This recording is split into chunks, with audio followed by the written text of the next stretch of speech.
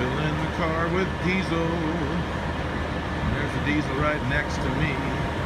Hello, beautiful people of YouTube. Hardworker12 here. Just filled my car with diesel, reset the trip odometer. What I'm going to do today is I'm going to do some Uber driving. It's about 12:20 on a Thursday, which typically is not a great time to do Uber driving.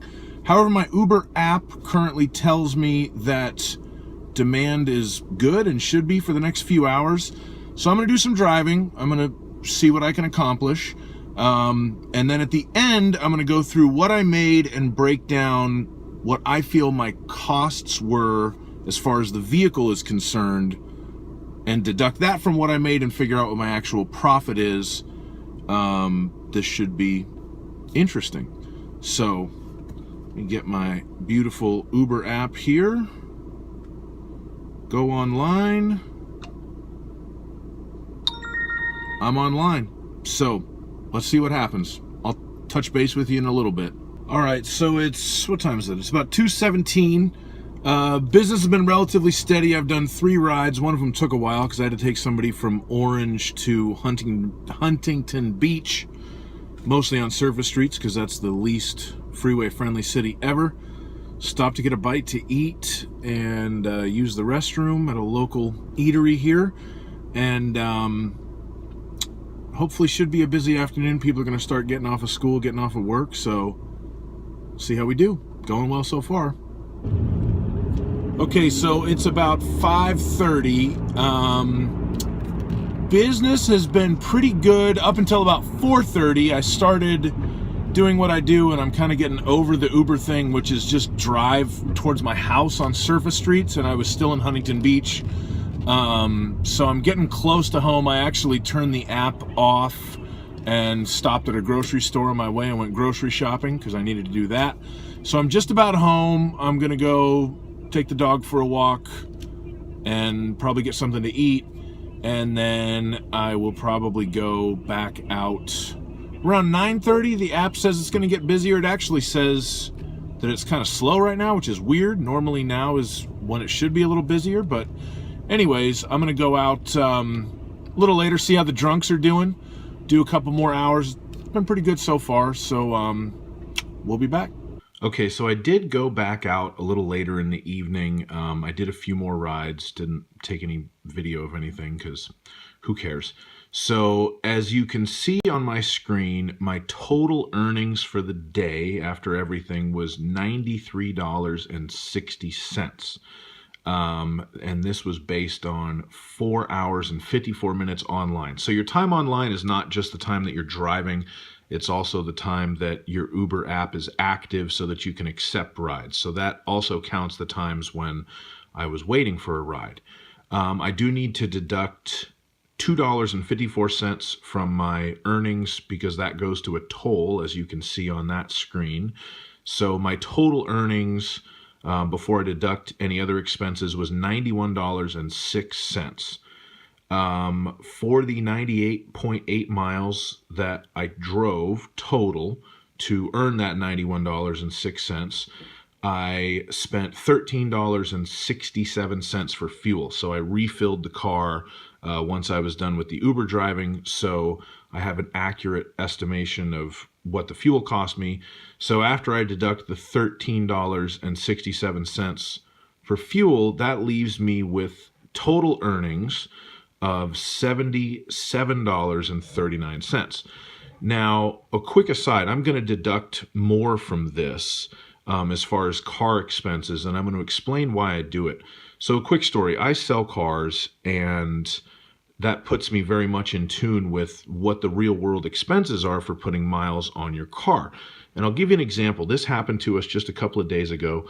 A guy came into our dealership. He had a leased car. He was 30 months into a 36-month lease. So he had 6 payments left, and he wanted to trade that car in to get a new one, which is not uncommon. However, this person, I believe their original lease agreement was 36,000 miles, so 12,000 miles per year. He had on his car over 144,000 miles. So, I mean, just mind-blowing how far over his miles he was on his lease. and it was because he drove for Uber. So the problem was, I think his lease buyout was like $19,000, and the car was worth about $6,000 because it had so many miles on it. It just, once you've got 144,000 miles on a car, it's really on the downhill end of its depreciation. So he was like $13,000 negative equity, didn't have the money to put down. I don't know what really he's going to do if he lease returns the car. He's going to get a huge bill for miles. Like, we calculated it out to, I don't know, like a $17,000 bill for miles right now. If he keeps going the rate that he's going, he's going to get a $20,000 bill for miles, which is insane. So anyways, let's calculate what it costs to drive a car. Now, this is my equation. It may differ based on whatever you do, the type of car that you have, or however you handle your maintenance, but I'll explain to you how I do it. So I deduct a total of 40 cents per mile mentally from my earnings to pay for car expenses. And here's how I break that down. The first 15 cents is just to pay for the car, make the car payment. If you bought the car cash, then, you have to pay yourself something for tying up all that liquidity in an automobile. So 15 cents a mile to pay for the car. If your car's more expensive than mine was, then maybe you deduct more than that. If it's less expensive, you deduct less than that. So you could adjust that for your own wants and needs. I deduct an additional 15 cents a mile for depreciation. Every mile you put on the car, it's worth slightly less, and 15 cents a mile for the type of cars that most people drive for Uber. They're usually not that expensive. In my area, you see a lot of people in Priuses, you see a lot of people in like Nissan Versas, and mine's a Jetta TDI Sport Wagon that was $12,000 purchase price. So 15 cents a mile for depreciation is a fair number for that type of a car. If you drive a more expensive car, I have seen people drive like Cadillac CTSs or Audi A4s for Uber. If you're doing that, you probably want to deduct more, because in higher end cars, the more miles, the more it hurts the value. But for my purposes, 15 cents a mile for depreciation, 15 cents a mile to pay for the car.